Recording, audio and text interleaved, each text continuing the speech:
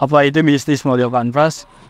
Bisnis model kanvas adalah kerangka kerja yang dikenal banyak untuk mendefinisikan model bisnis BMC, disusun dengan tujuan untuk menjelaskan, menilai, memvisualisasikan, serta mengubah model bisnis sehingga kinerja yang dihasilkan oleh pebisnis lebih maksimal.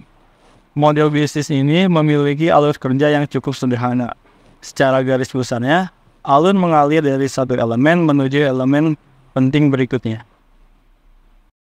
Ada 9 elemen dalam bisnis model kanvas. Yang pertama, customer segment. Yang kedua, value proportion.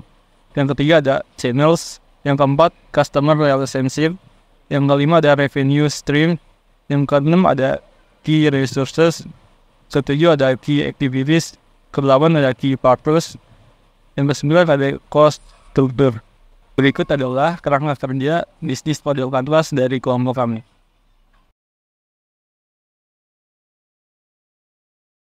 Berikut ini adalah contoh gambaran produk yang akan kami buat.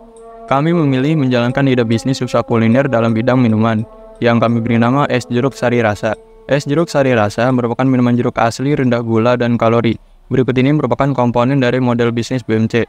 Yang pertama adalah value proposition. Blok ini menjelaskan bahwa nilai apa yang akan ditawarkan pada produk minuman kami, yakni es jeruk sari rasa.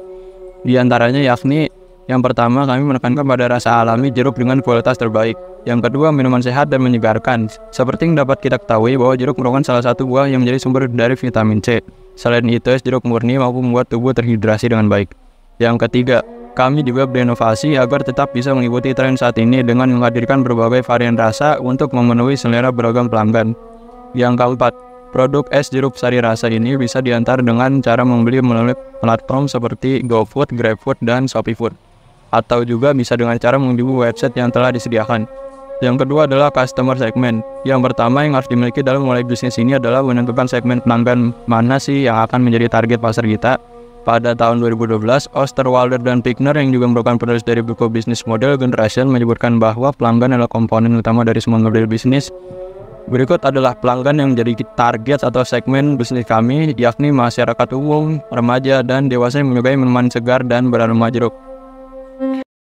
Channel merupakan bagaimana saya bisa menyampaikan produk saya sampai pada konsumen. Hal ini saya menawarkan produk es jeruk sari rasa dengan cara yang pertama yang jualan secara offline kepada pelanggan yang dilakukan di lokasi tempat produksi. Yang kedua, e-commerce dilakukan melalui aplikasi seperti GoFood, ShopeeFood, GrabFood, dan yang ketiga penjualan secara online yang dilakukan dengan cara mempromosikan melalui media sosial seperti WhatsApp, Instagram, TikTok, dan perusahaan mitra seperti GrabFood, GoFood, dan Shopee. Selanjutnya review string dan sumber pendapatan sumber. Customer relationship atau hubungan konsumen ini merupakan elemen di mana menjadi ikatan dengan pelanggan. Saya menjalin hubungan baik dengan pelanggan dengan cara yang pertama, melakukan promo-promo atau diskon, dan terus mempertahankan serta meningkatkan kualitas rasa dan kemasan agar tidak mengecewakan pelanggan, dan selanjutnya melakukan inovasi atau mengikuti tren minuman es jeruk yang sedang berkembang. Pendapatan utama berasal dari penjualan produk es jeruk sari rasa kepada pelanggan kerja sama dengan mitra atau pihak lain. Bisa berupa menjual produk ke berbagai platform seperti GoFood, GrabFood, ShopeeFood, atau dengan kerja sama dengan warung atau restoran. Untuk menyediakan produk bisa menjadi sumber pendapatan tambahan. Selain itu menawarkan layanan catering untuk acara-acara khusus atau berpartisipasi dalam pameran dapat menjadi cara untuk meningkatkan sumber pendapatan. Pendapatan merupakan bagian yang paling vital di mana saya memperoleh pendapatan dari hasil penjualan minuman es jeruk sari rasa. Elemen ini harus dikelola semaksimal mungkin untuk meningkatkan pendapatan bisnis. Yang pertama, memiliki supplier bahan baku yang terpercaya adalah kunci utama. Keandalan dan kualitas bahan baku akan memastikan produksi yang konsisten dan produksi berkualitas tinggi. Kedua, sumber daya manusia berupa tenaga kerja atau barista. Yang ketiga, alat dan bahan memadai merupakan hal penting supaya kegiatan operasional produksi dapat berlangsung. Yang keempat, kios dan toko. Diperlukan tempat untuk menjalankan bisnis ini. Selain itu, pemilihan lokasi yang strategis dapat meningkatkan visibilitas dan daya tarik bisnis Anda. Kelima, intelektual berupa ide bisnis, brand, dan kerjasama bersama mitra seperti GoFood, GrabFood, dan ShopeeFood. Terakhir, finansial berupa modal yang digunakan untuk bisnis es jeruk sari rasa. Key partner.